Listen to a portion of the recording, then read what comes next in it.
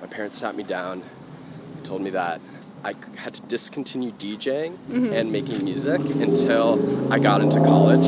Yeah. And literally the next night, I had just heard back from this contest that I'd entered that was put on by DJ Mag. My parents were telling me, you'll never leave your dorm room, you're never gonna go to class, you're just gonna be working on music the whole time.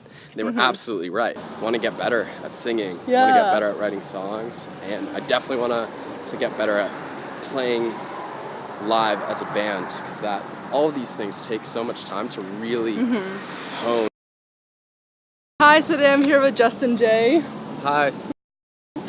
So were you born in LA or? Yeah, born and raised. Were your parents born here as well, or did they move here? Mom grew up in the Valley. My dad grew up in a small farm town in the middle of nowhere in Canada. Oh wow, that's crazy. Yeah. How did they meet here, or? My dad ended up making his way out to LA maybe after college. Yeah. He went to University of Winnipeg.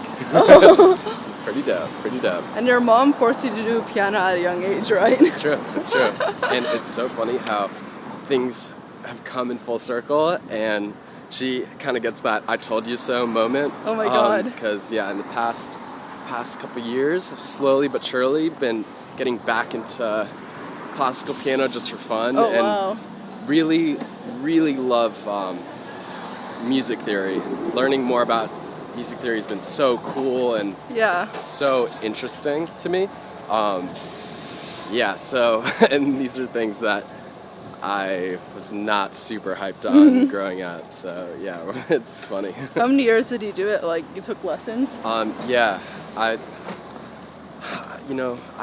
started when I was young, but I was never that disciplined when it came to practicing. I loved performing, but when it came to just putting in the hours and reading music, those things are kind of a little less fun than just playing stuff and messing around. But it's funny because when I was in middle school, all of my homies started getting into bands. Yeah. And friends who were playing guitar, bass, drums, and I was there with classical piano, unsure of how I would squeeze like a Mozart sonata into a Red Hot Chili Peppers cover or something like that.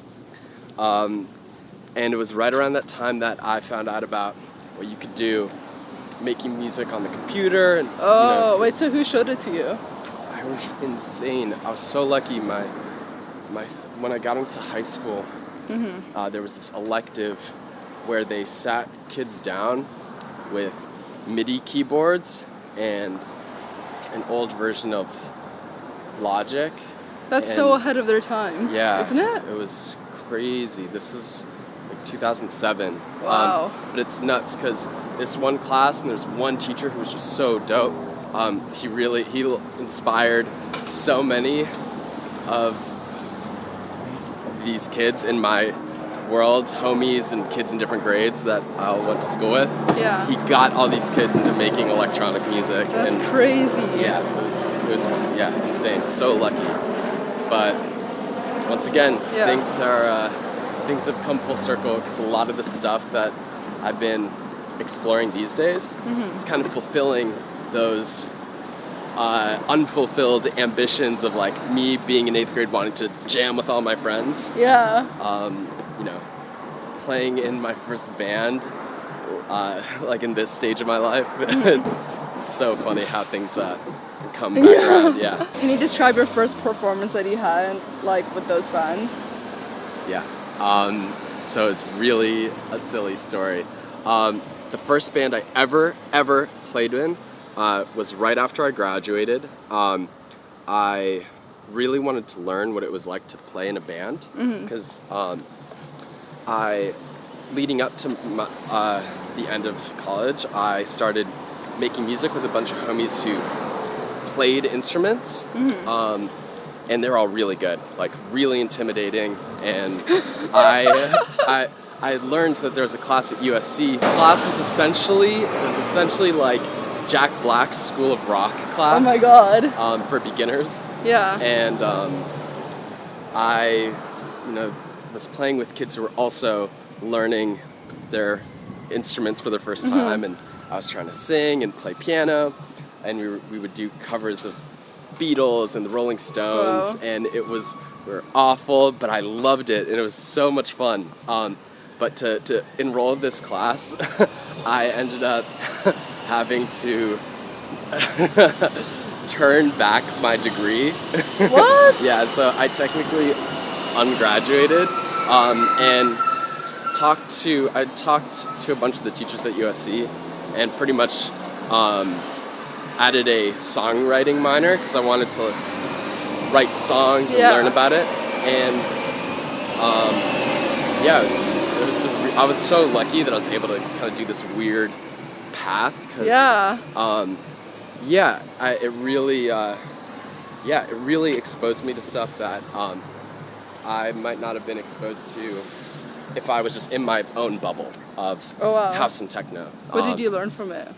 Just how fun it is to jam with other people, and it really it's kind of embarrassing a little bit, but really developed my taste for a lot of classic rock music that I hadn't really given a chance. And so pretty inspiring in that way. But so I did that class for a semester, and then at the end of it, while I was doing this class, I was on my first big DJ tour, having so much fun, and I was also finishing up this album that I was working on with Josh Taylor and Benny Bridges. And so it was a really exciting time. I was doing so much, just grinding really hard. And when that semester and that tour ended, I really wanted to focus on live music and really kind of take things up a notch with my own kind of journey. And so I put together like my first real little band where I had Ben playing guitar and my friend Henry on drums, and I was playing keys and singing. And yeah, we had some like really silly covers that we started learning, from Outkast to Sublime to the Red Hot Chili Peppers to even threw in like a Snoop Dogg cover. It's kind of embarrassing. That's so cool. But it's just like silly and just really, really fun. But so that spring, I had another DJ tour, and it really, it's crazy because I love DJing, I still do, but it was weird because it began to really get in the way of some of these other things that I really wanted to explore. And right when that second big DJ tour ended, it was right as this extra year of school ended for me. And right at the end, I'd wanted to be doing, these kind of house party shows as a band just for fun throughout the whole semester. But I really was only able to do one at the very end, once my tour ended. And that show, we set up in a living room, and we played our covers that we'd been working on, and I was just screaming on the microphone, and we all sounded awful, and it was the most incredible musical experience I'd ever have as a performer. It was so much fun, sweaty, cramped living room, people hanging from the chandeliers, That's crazy. like everyone jumping on couches. It was like, it was really just so magical. And that was right when that extra semester ended, and I was like, damn, I can't do this anymore. I can't play these, little house parties just for fun. I'm like now old, now too old. I'm now, and there were a bunch of other things that were going on at the same time that made me realize that I needed to slow down on touring to really explore all this live music stuff. Let's go back a bit. So how would you describe yourself like growing up in your teenage years? That's funny. That's a funny question. I found music as, I I feel like my teenage years, I would have obsessions. When I was in like 6th and 7th grade, I was really into playing Halo with my friends. Yeah. And I was so into it. We would even, super nerdy, we would make videos of us playing, and sometimes there would be stories that we would tell, you know. Oh my God. It was super, super dorky, but it was so much fun. And So you're more of like a gamer dude back in high school? kind of, but I think the aspects of it that I really got into was, it was dope, because it was, Xbox Live had just come out, kind of, in a big way. And so it just felt like there was, it was kind of a social thing amongst my other, like, nerdy gamer friends, I guess. And then the whole aspect of, like, making videos and shit, like, there was something so cool and creative about it. And I think, when I took this class that showed me about the keyboards and stuff, my obsession really kind of transferred nicely into that. Yeah. Other than a class, what were your favorite subjects? A lot of school early on came really easy to me. I was good at a lot of subjects and didn't have to study really hard.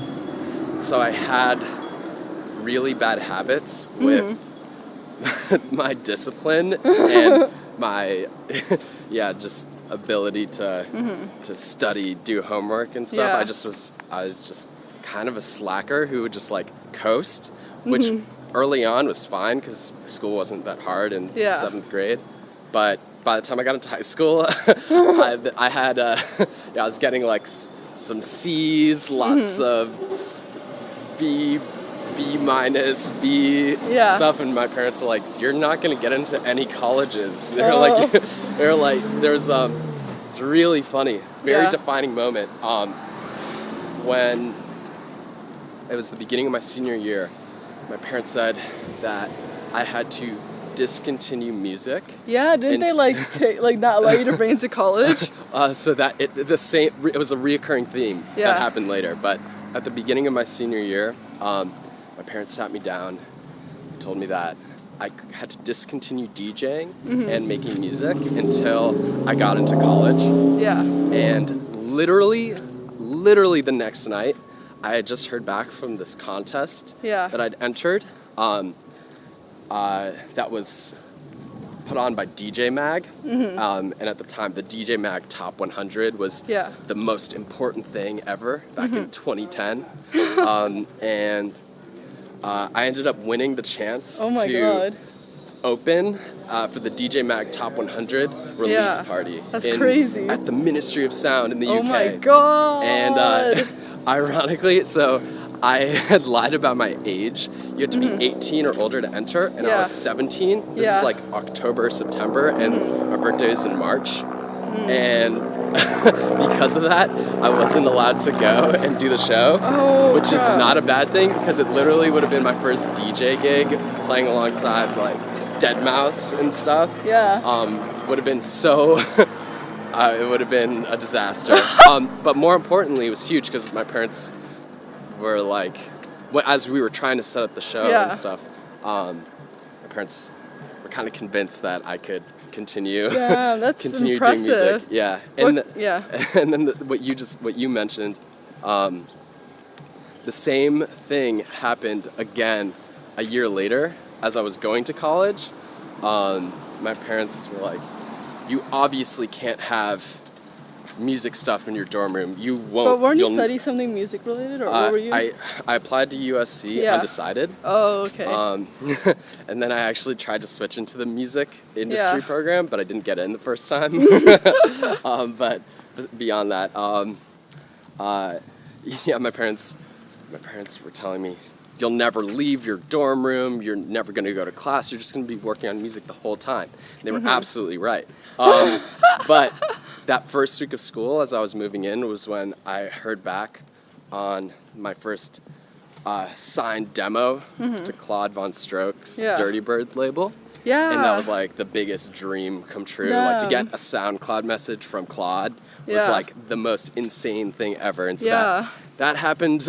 Weren't you like sending stuff to him like over time, like Yes. a lot? Yeah, it was really like second half of my senior year of high school through the summer. That's when I guess it was pretty much right after, even that whole year was just grinding on music, because winning that contest, it amounted to nothing for my career, but I really kind of got whipped into shape. Because I realized, wow, with the internet, you can actually do stuff. And so, I was just focused on making music, trying to get better at DJing as much as I could. Really kind of got into a nice swing of things, playing, house parties in high school and stuff. Got those chops sort of there versus having never played a show. So what careers or parents in that pushed you so academically? My mom was a lawyer for a little bit. She was doing environmental stuff. Like no oil in Santa Monica and stuff. And my dad was into computer stuff. Oh, yeah, so that makes sense why they would push you academically. Yeah. Did you have like a musician in your family or? No. Damn, No. that's crazy. Yeah, it's funny. Did they want you to go down like that route, or what did they want for you? Well, I think there was a time where they were just kind of worried about me when I just was kind of in high school, not doing great in school. I wasn't doing any sports. I was just kind of there. And, I liked making music on the computer, and that was not a very impressive sounding thing. This is before DJs were a thing, EDM hadn't happened. Damn. So, my parents just didn't want me to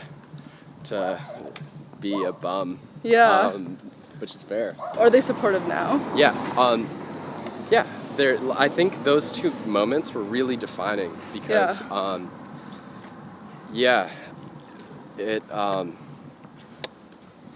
it just, for two reasons. One, my parents kind of eased up and let me do music, but I think even more importantly, those moments really fueled a fire within me to just try really hard. For instance, once that song that I got signed to Dirty Bird at the beginning of my freshman year, I'd sent a bunch of stuff over the course of, many months and had never heard back. When I finally was in contact with Claude, I had his email. I adopted the mindset that I would, try and finish a song as quickly as I could to just keep on, try and get a second song out on Dirty Bird. And so after that first release got signed, the next week I had made a new song, sent it to him. He passed. Week after that, new song, he passed. Damn. And it took me 10 months to get a second song on Dirty Bird. And I think... What about it were those songs he was passing on? Well, so there were two big things that I kind of learned from that 10 months of me being a freshman, questioning whether or not I was ever gonna, whether anything else was ever gonna happen. I think a big part of it was I had started to make music that I thought Claude would like, which sounds fine because I still like Dirty Bird. It's like I was into that music. I was inspired by it, but I think even having a box that was kind of at my own will, it still, for some reason, got in the way of me making the best music.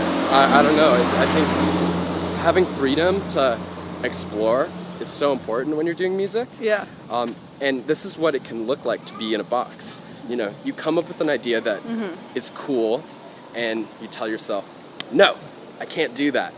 Because that's not this. And so you scrap it, and I think that sort of moment is really sad if you're, making music, because, and I mean, obviously, sometimes there's ideas you come up with that don't work, but just out of principle, having something cool and scrapping it just because it doesn't fit into a box, I think that sucks. Yeah. And for me, it took me a while to figure that out.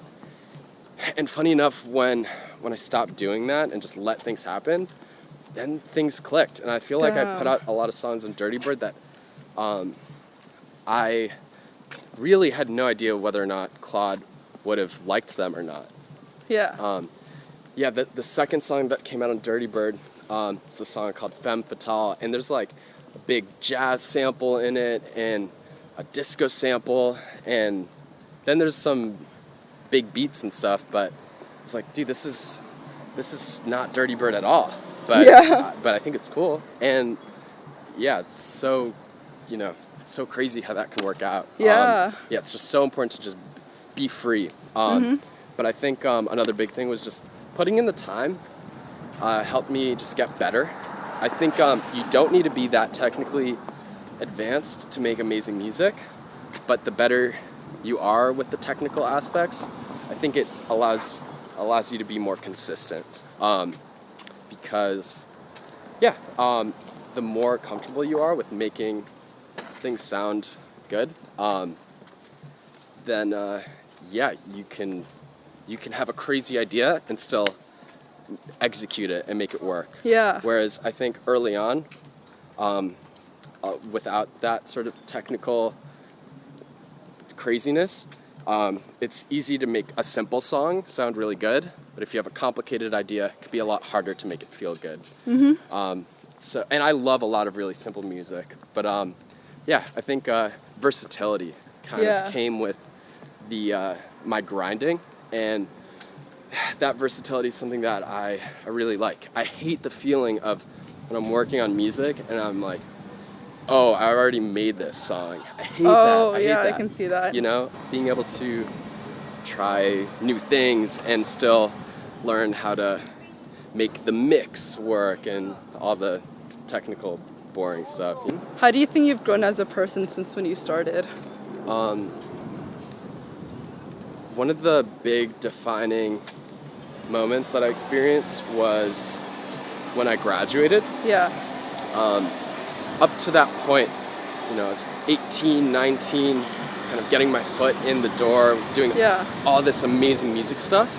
And at the time, 2010, 2011, a lot of my favorite DJs were double my age, like 20 years older than me.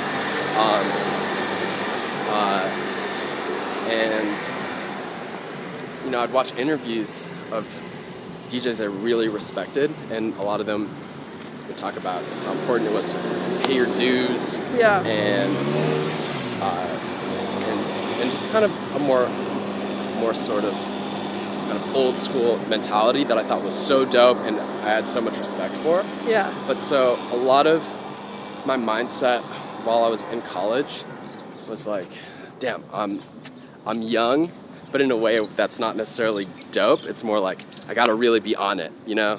Like I can't mess around, and I think I always had fun with it. But when I finished school, I think one thing that happened was my kind of dance music started getting more popular in the U.S. When I was a freshman, that was right as Levels came out, and as EDM was for the first time accepted into kind of mainstream culture. That's crazy. Because before that moment, because a lot of house and techno guys, aren't a fan of EDM. Before EDM arrived, any kind of dance music would get weird reactions from my friends and stuff. And when EDM happened, I didn't necessarily feel like, yes, everything is now amazing. My music was still like boring, and friends would be like, "Where's the drop, dude? The drop. This is boring." Yeah. But right as I kind of in my senior year into having finished, was kind of when things really started to shift. Towards you'd hear anything from Disclosure to Dirty Bird stuff at frat parties, which was so crazy to me. Never thought that would have ever happened. And so I think when I graduated, it just felt maybe house and techno music starts to get a little younger because now that college kids are more into it, and I finally felt like I was able to come out of my shell a little bit more, and just have a little bit more fun, which is really so important if you're, doing something you like, to really enjoy it and have fun with it. Last question, what do you want to be remembered for? I think for music, I want to keep on getting better at making music. I feel, so I have a new album that's coming out next week. And this album is the first time I tried writing songs and singing. Oh, wow. And it was so vulnerable and scary at first, but ultimately so rewarding. And I feel like because these are among my first songs that I've ever written. And I feel like that's just such an early part of the journey. I'm excited to want to get better at singing, want to get better at writing songs, and I definitely want to get better at playing live as a band, because all of these things take so much time to really hone. They're like lifelong sort of endeavors, and I'm just starting. I just want to get better and keep on doing it. Thank you so much. Yeah, no worries. Dude, good questions. Oh, thank you. Bye.